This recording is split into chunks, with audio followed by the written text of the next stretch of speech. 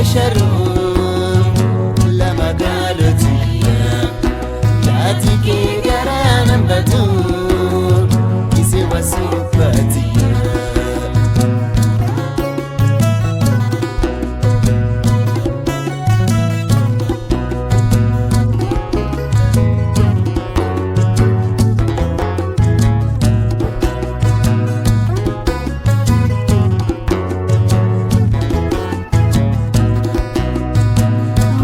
nama kutatini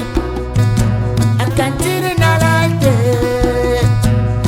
nama kutatini akan tirna lalte mafti dan salam ne lama galotiya asite de gargale isi basupatiya barabate narku